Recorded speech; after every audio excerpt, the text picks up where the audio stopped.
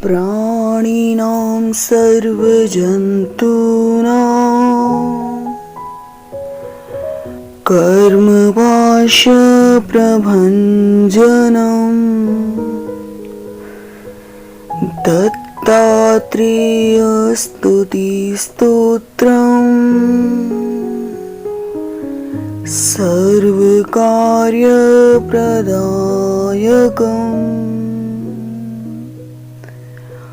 आपुत्रो लभते पुत्रम्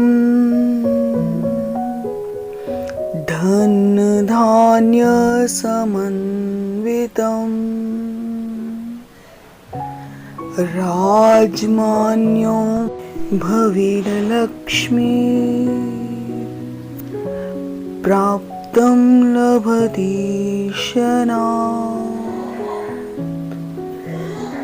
प्राप्तं लभते श्री दत्तात्रेय महाराज की जय।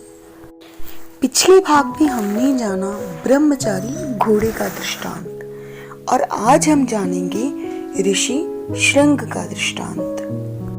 इससे पूर्व दृष्टांत में विषयोपभोग के निरोध को सहन करने के लिए कहा गया है, जो कि मानसिक है। तो क्या जीव को केवल इतना ही प्रयत्न करना पड़ता है? जीवात्मा को ब्रह्मचर्य व्रत के सिद्धार्थ चेतन पदार्थों से स्वयं को सुरक्षित रखना पड़ता है। तात्पर्य है कि अपनी इंद्रियों से विषय पदार्थों का संपर्क ना करे, उनसे विमुख रहे, नहीं तो धर्म की हानि हो जाती है।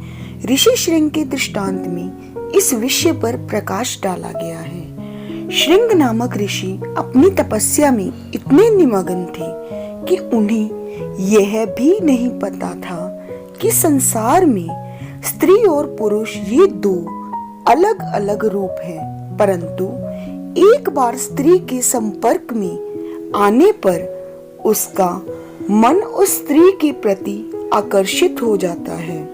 स्त्री के दर्शन मात्र से, उसकी मधुर बातों से वह बेचारा अपने धर्म से और तप से पतित हो गया। उसी प्रकार परमेश्वर का साधक स्त्री और पुरुष के विभाग को जानता है, विषयोपभोग को भी जानता है, तो फिर ऐसा साधक स्त्री के संयोग से धर्म से विचलित कैसे नहीं होगा।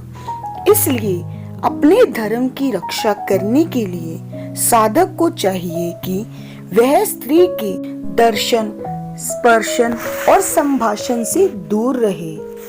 ऋषि श्रृंग या श्रृंग वाल्मीकि रामायण के एक पात्र हैं, जिन्होंने राजा दशरथ की पुत्र प्राप्ति के लिए अश्वमेध यज्ञ तथा पुत्र कामेष्टि यज्ञ कराए थे।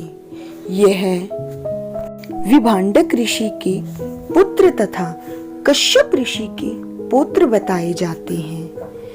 ऋषि श्रृंग के जन्म के विषय में एक घटना प्रसिद्ध है। इनका जन्म सामान्य मनुष्यों की भांति नहीं हुआ था।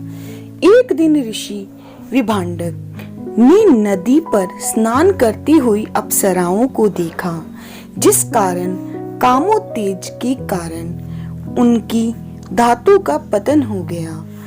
उस धातु को एक हिरणी ने ग्रहण किया, जिसके फल स्वरूप ऋषि श्रृंग का जन्म हुआ। इनके नाम को लेकर यह उल्लेख है कि इनके माथे पर एक सिंह था, जिसके कारण इनका नाम श्रृंग ऋषि पड़ा। विभांडक ऋषि स्त्री जात से बहुत घृणा करते थे। उन्हें अपने पुत्र पर नारी का साया भी न पड़ने की ठान ली। इसी उद्देश्य से वह श्रृंग ऋषि का पालन पोषण एक अरण्य में करने लगे। वह अरण्य अंग देश की सीमा के साथ ही था। विभांडक ऋषि के घोर तप तथा क्रोध के परिणाम अंग देश को भुगतने पड़े, अर्थात अंग देश में बहुत अकाल पड़ गया। अंग के राजा रोमपाद ने ऋषियों और मंत्रियों से मंत्रणा कर इस समस्या का समाधान पूछा। ऋषियों ने कहा कि अंग देश में यदि किसी अखंड ब्रह्मचारी को लाया जाए तो यह अकाल रूपी विपदा दूर हो जाएगी। राजा ने कहा, ऐसा अखंड ब्रह्मचारी पुरुष कहाँ मिलेगा? ऋषियों ने कहा कि महाराज, अंग देश के समीप ही ऋषि श्रृंग तपस्या कर रहे हैं। राजा रोमपाद के मंत्रियों ने श्रृंग ऋषि को अंग देश में बुलाने का उपाय सोचा।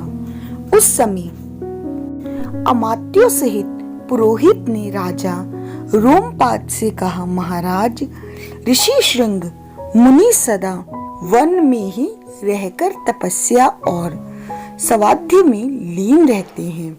वे स्त्रियों को पहचानते तक नहीं हैं और विषयों के सुखों से भी सर्वथा अनभिज्ञ हैं।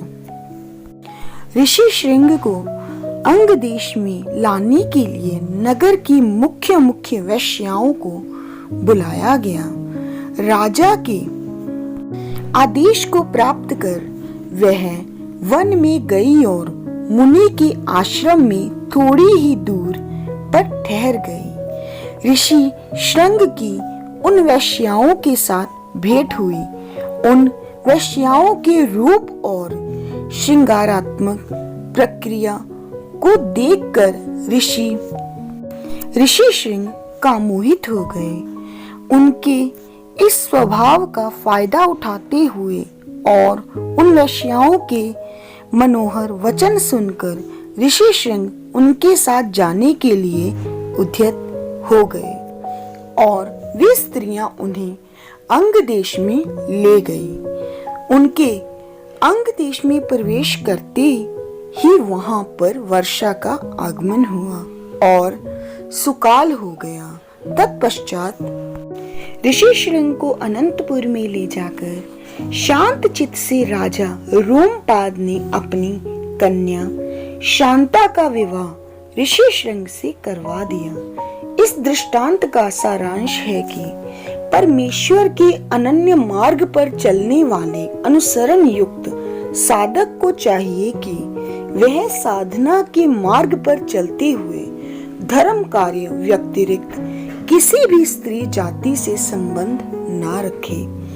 इंद्रियों को दमन करने के लिए इस नियम का कठोरता से पालन करे, नहीं तो जिस प्रकार ऋषि श्रृंग अपनी तपस्या से पतित हो गया और ब्रह्मचर्य व्रत भी समाप्त हो गया, वही प्रकार जीव का होगा। आचार्य केशीराज व्यास जी दृष्टांत स्तोत्रम में कहते हैं कि जहां पर द्रव्य से उत्तम हुआ राजा और स्त्री हो, वहां पर खड़े भी नहीं रहना चाहिए। ईश्वर की कृपा गुण के कारण जीव की आस्था है, इसलिए ईश्वर की कृपा गुण के कारण जीव की आस्था है, इसलिए ईश्वर जीव को आज्ञा दे रहे हैं। कवि कहता है कि मैं ईश्वर की शरणागति स्वीकार करता हूँ। आज के लिए केवल इतना ही। मैं पुनः आपकी सेवा में उपस्थित होंगी अगले भाग में। तब तक के लिए सादर दंडवत प्रणाम। जय श्री कृष्ण।